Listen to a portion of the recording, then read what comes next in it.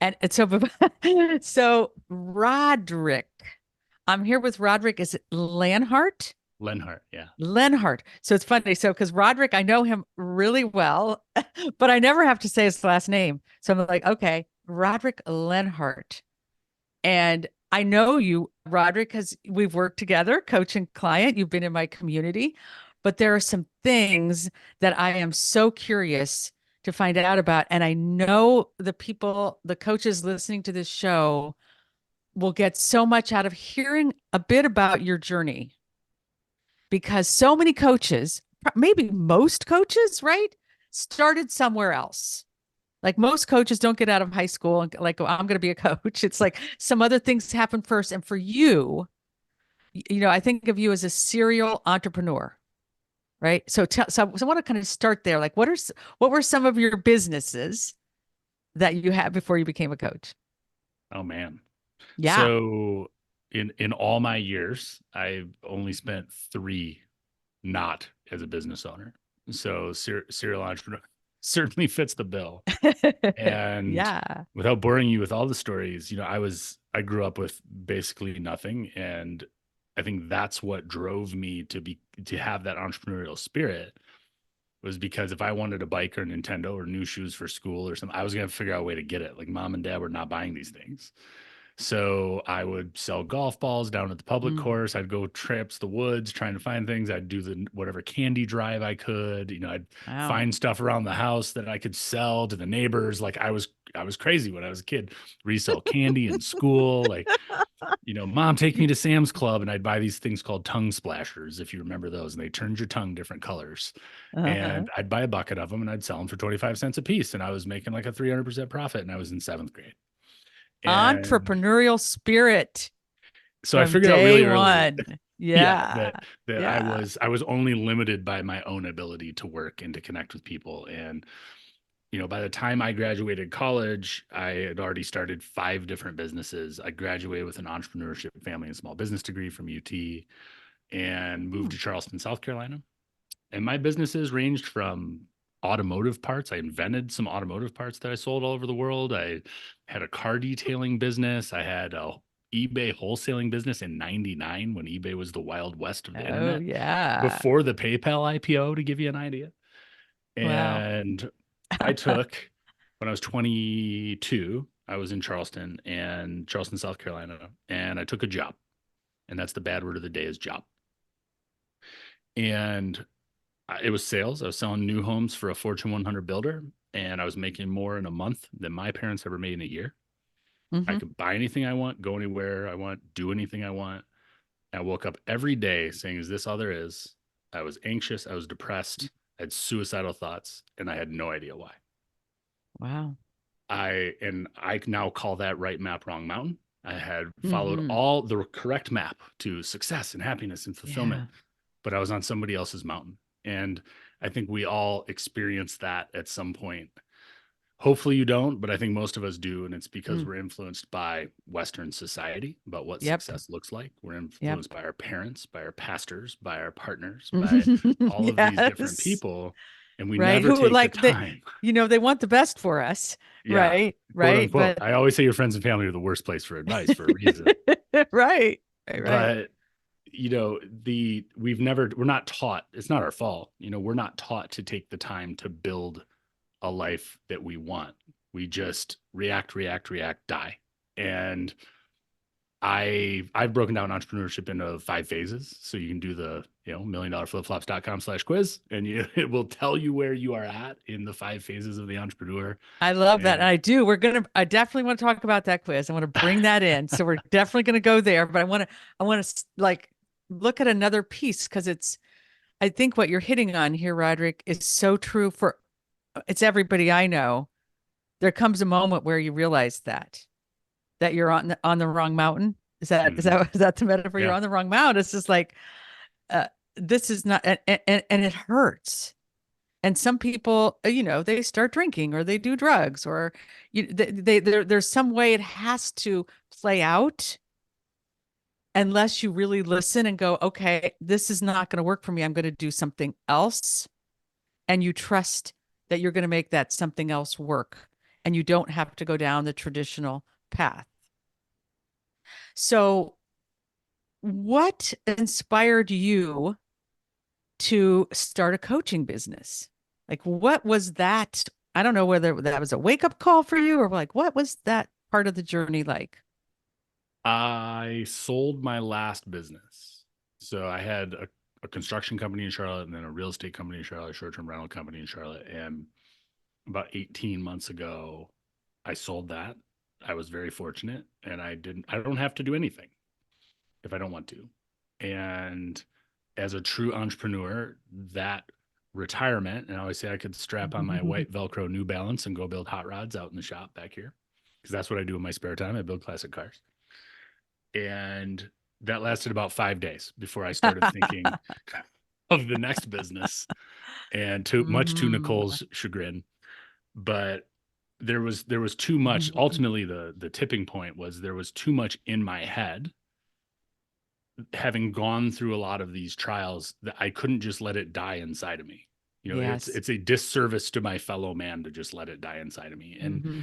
And if you know anything about what we do, I donate 100% of our profits. 100% of the profits from the book, the courses, everything I do gets donated to our foundation, send a student leader abroad. So I truly do this from a place of service and a place of love. And we were talking about it on your section of the show, but Yeah. I do 15-minute clarity calls is what they're called, but they're a triage call to see if we're a fit to work together. And I say in there, it's free. And why would I give away my time for free? Because I love it. Hmm. Because connecting with someone on the other side of the world or the country, learning about their business and learning about their struggles, if I can help them, great. We build a little plan together, whether we work together or not. I love that. And I know that a percentage of people will want help implementing it, right? But a day full of calls, even if nobody bought anything, is a really great day for me. So, Absolutely. Well, I can see, for those of you who are watching, you can see, I can see and I can hear. It just lights you up. So part of your journey I hear is letting go of the thought, oh, I don't have to do anything, but there's something I want to do because it lights me up and it's actually going to help other people. yeah, yeah. And the lessons I learned from business to business to business is that you Yeah. you don't have to have some exit in order to do that. I built my last two businesses, which were very much I'm in the trenches every day, Yep. but I built them in ways that were my definitions of success, and those Hmm. very rarely involved money.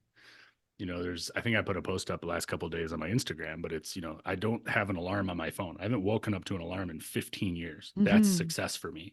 I don't have notifications on my phone. That's success for me. I can go wherever I want, whenever I want. That's success for me. I don't have to wear foot prisons. I wear flip flops. I know. That's success for me. Right. So Yeah. it's defining what that means for you. And I did that in my last businesses too. Huh. And so what, again, like, so what was there a certain, you heard about coaching? I'm just kind of curious, how did it come on your radar and what was it that it sparked in you before you even knew like that had you go, yes, I'm going to do this as a business? I had helped a lot of people underneath me start their Uh-huh. businesses when I was in construction and when I was in real estate. So just, having a beer and telling them what I know and helping them get set up and giving them these ideas that they can build with the end in mind, what they actually want to do. And I was also a baseball coach, and you'll see how this is related, but I coached All baseball in Charlotte right. for 10 or 11 years. A handful of my kids went on to play Major League Baseball, and they'd approach you years later and say, Coach, you remember? So I was a coach in that sense too. But Coach, you remember that thing you told me XYZ day 8 years ago? And I'm like, nah, man, like I don't. I'm sorry. And you crush their dreams, and then you bring them back up, and I Oh, I had, love I don't know, 600 kids, it. and but something you said to them changed their trajectory. Yeah. And until you Mhm. experience that, I'm getting chills telling you the story right now. And I've told this Mm, story 100 times to somebody. yeah. It's like, that's why Yeah. I'm, you know, Right. there's, and it's week 2 in my program, typically when they're starting to go through the waves method and the light bulbs are going off for them. And we're doing that first catch up call now that they have these new ideas in their head. And I watch it on their face and I see all the light bulbs going off.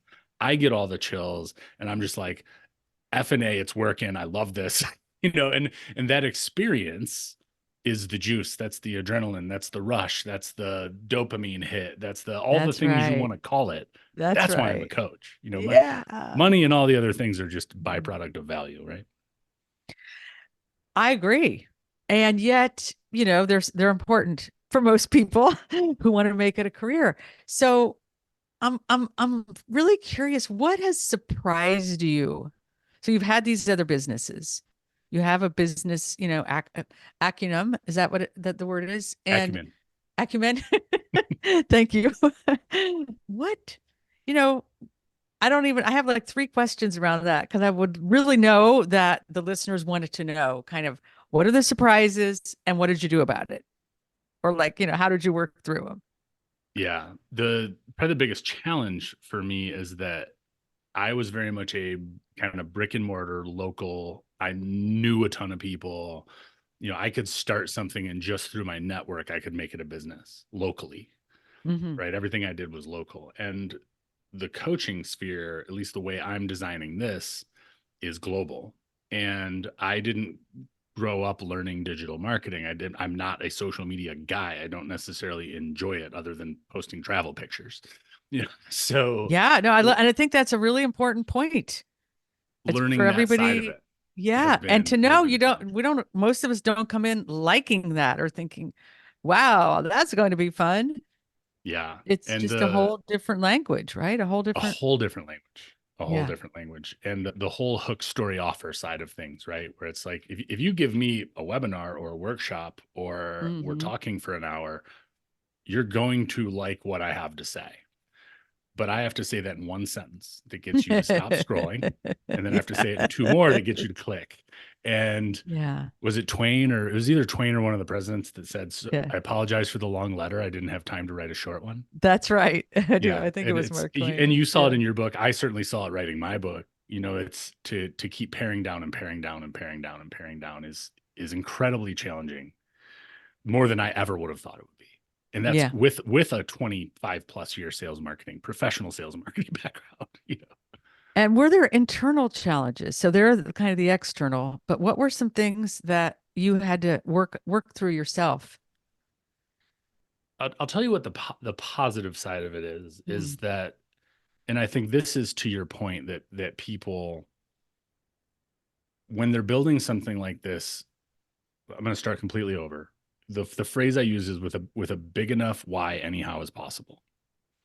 And I have a huge why with the foundation. I have a huge why mm, with impacting a million entrepreneurs. I have these big whys, and that's what keeps me going.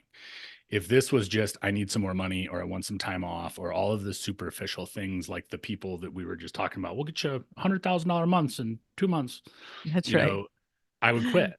And I think Dan Henry, who I follow, he put up a post recently. He said he doesn't worry about copycats because the Mm, copycats don't have a big enough why. When they hit the first hurdle, they're going to quit. They're not going to jump over it because they didn't start with a big enough reason to start. And I think that that internal struggle of like, this isn't working, now I'm going to try the next thing and the next thing hmm and the next hmm thing and the next hmm thing.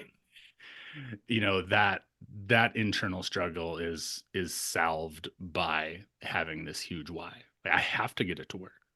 Yeah, I love that, Roderick. So inspiring, having witnessed you on your journey. That why I heard that why early on for you. You really you did the work to identify it, and you did the work to make it real. Like with your foundation, that's your particular way of making it real to actually have something tangible that you knew it's like that most important thing to you that you would keep going. I think many coaches that I work with struggle with that piece. So I love you bringing that in. We can call it, you call it their why. It can be called lots of different things. It can be your vision. It can be, the thing that gets you out of bed in the morning. It can include how you want your life to be, because I know that's something you work with your people on. It's like, let's look at the life that you want. What is this all really in service of? And now then we can look at the tactical pieces, because that's what where again where I see people get stuck. They look at the tactical pieces first. What are those? And that just anybody. I mean, I don't know. That just going to put people to sleep. It's not very interesting if Yeah. that's all that you're doing. So, sell the vacation, not the line at TSA. I love that. There's another area that I want to look at with you because I know you have a book. So tell me what inspired you to write a book because it's a big project. Huge project. The book it was meant to, I mean, you were there for a lot of this. Like the book was just meant to be like a quick, I That's call it right. 1/3 manifesto, Mm, manuscript, and manual. Like it's was just my story. It was meant to be an authority piece. Like it was just kind of, here's why I've done what I've done. Have got a little street cred. Maybe you should listen to me. It was not, it turned into this huge thing. It had a hmm huge launch, and we ended up, we hit number one in 7 categories on Amazon. And this was after you couldn't be in like Asian foot rubs for your hmm business book and hit number one with 3 sales, Right. right? I do So understand how it all works. yeah, so like number one, number 5 or 5 categories we hit top new release. Like it was unbelievably amazing how it all went down. But But even underneath that, because like you said, I was there. There was something I felt like there was something you got in touch with something you really wanted to communicate to people. yeah, and And it so it was, went from being this tactical thing, I'll just do a little thing here, to yep. oh no, no, no, people, here's something I'm going to say. I want you to know it. Yeah, I think as I started that process of writing, it turned into something I really wanted to be proud of, and Hmm eventually it hits you that this is, if you have any kind of compass whatsoever, it hits you that this is going to be in the Library of Congress. Like this is there forever. So if you put out crap, your crap is out there forever. So, and I don't put out crap. So it Yeah. was all right. This is going to be a real thing. But I think the driving force was the things I have been through that I don't want others to go through. I hmm wanted to get all that down, whether one person read it or 1 million people read it. I wanted someone to not have to suffer like I did by Yeah. learning from my experience. That's beautiful. And I think that's really gives for people out there for so what I think and what I take from that, Roderick, is we coaches, so we coach people. That's part of what we do. We have training programs or we do webinars, other things, but it's so I think it's really important that we give people other ways, like you said, other ways to get help. And a book is a beautiful way to do that. I think a book is a great way for coaches. You know, it's great for business, but it's also what you said. It's a way, okay, I really want to help people. So here's a way that it can actually get it in people's hands. And I don't know exactly what you just said, but what I got from it was we don't want to do crap. We don't want to just lead people on. It can't just be a tactical piece. Right. There has to be heart in it. It has to matter. It has to actually help people. And this is what when I'm working with people on they're marketing and they're looking at a lead magnet. And we're going to get to your quiz. I'm going to talk about how important, because I've been working with people right now, getting a quiz, they want that freebie, they want to get something out there, and they can think very tactically. And what I love about your quiz, it's something that I work really hard on my quiz about, is like what actually is going to help people. And this is for the coaches listening to this, right? It's like first think about what do your people need help with before you think tactically, and then dial it back in and create something that's actually going to make a difference to them. Yeah. So I'm really curious about your quiz and what you found makes a difference to So entrepreneurs. the quiz is meant to identify where you are. I call them the 5 phases of the entrepreneur. And these Mm-hmm. came not just from my own experience. And like most things, you realize that other people have done this exact same journey, right? And all I did was label it. And I say you need the first 2, you want the last 2, but most of us get stuck in number 3 and start over. And it goes from the believer to the business Buddha. And the quiz Mm-hmm. helps you identify which of those phases you're in. And it's like 3 minutes to do this quiz, Mm-hmm. but and I caution people, if you're going to go there and take it, people answer how they want to be, not where they are. And so they get an unnaturally high, they'll go to the next level because they're answering their aspirations, not where they Mhm. currently are in their Yep. life or their business. And we just do Yes, that as human beings, right? we do. Yes. But if you answer it honestly and authentically, it's going to spit out this answer.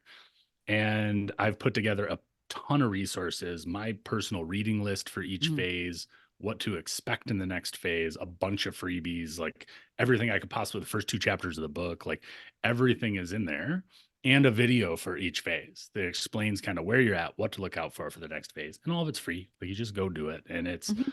it's really just meant to, once you see something, you can't unsee it. Once you hear it, you can't unhear it. It's like once you Oh, know these principles, you yes. won't be able to stop. It's like when you know the KFC man is not a bow tie, it's a Uh-huh. little stick figure on top of a giant head. Once you see that, you can never see it another way. And that's the idea, right? Is just to And give people a perspective shift.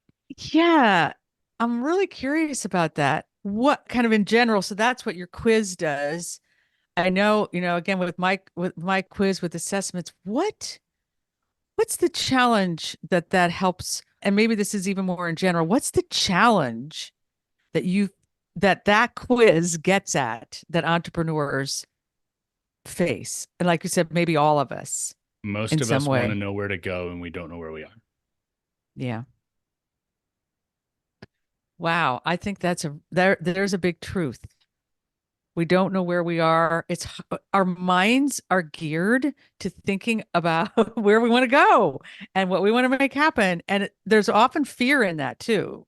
Like there's some fear mixed in with that. Like, I Sure. don't know if I'm ever going to get there. And so that fear kind of I think that fear is part of what brings confusion. What do you think brings clarity and gets people on track, the entrepreneurs that you work with? So the reason we do the 15-minute clarity call, whether we work together or not, we build a triangle model. If you're familiar with a triangle model, if you're not, and you follow me at Million Dollar Flip Flops, it's the second box on my Instagram that says how it works. But everything I do is in 6-week chunks because it's an achievable time frame, and it's what is my next right thing for the next 6 weeks. And then what are the Hmm. three main blocks? What are the three things I'll achieve? And then you build the satellites and then I traffic light them, right? So it's red, yellow, green. What do we need to work on now? And I but love that. it's not focusing on my 10-year goal. It's what do I need to do in the next 6 weeks to get me Hmm. closer to that thing? And I'll give you a little Right. hack before I go Okay. that I call the A hack is 2244 always rule. good. So I call it the 2244 rule. And it's, you know how when you see the Mm. clock and it says 11:11 or it says 3:33, or there's these times where you always look at the clock, it says it. Anytime the clock is at 22 or 44, which we just passed, and now it's just like the KFC man, you'll see it more now. And you'll think of me and Kat when you Oh see no, it. it's gonna be in my head now. So when it says 22 or 44, no matter what time of day, is what you're doing right now getting you further from or closer to that big goal. Mhm. And if you're doom scrolling, further from. If you're reading trash magazines, further from. Yep, And it's just that little check-in that says, and now that I we've love chunked that. that down into 6 weeks, it's not will I be a great person and serve humanity? It's is am I getting closer to or further from my 6 week goal? Such a great, and that can be chasing those shiny objects as well. Am I taking this class or this course that has nothing to do with where I am right now? It's not getting me anywhere. Right. That's a great hack. That's a great tip.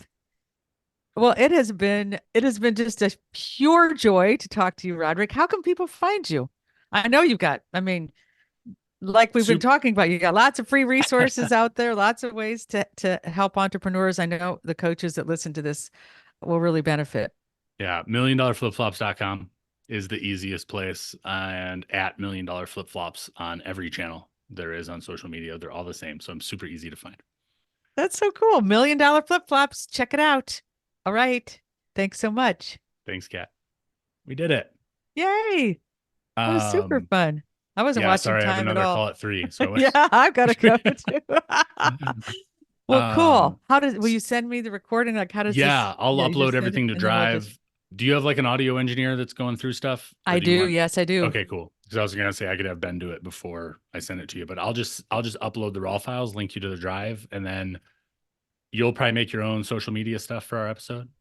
in your Yeah, branding? yeah. Well, you'll get the information that usually you would get Hmm. about, yeah, I'll do it. And then you'll know the day that it's going out and we'll Oh, communicate yeah. that. Let's try and coordinate days too. Yeah. Okay. I'm Tuesdays and Fridays. Usually Okay. Fridays are interviews. Okay. But Darby will do all of my socials. So you'll Okay. get probably an email from V with another folder that has an audiogram and a quote card and all that stuff that you can share. Okay. Great. So this was awesome. It was so nice Great. just getting to chat for an It hour. I haven't talked to you in so long. was. I know. Good to see you, Roderick. And maybe we'll Yeah. do it again. Awesome. Tell All Curtis I right. said, hey, Okay. as See you soon as this sometime. uploads, I'll send it your way. Okay. Thank you. All Have a right. great Talk to you day. later. Bye. Bye.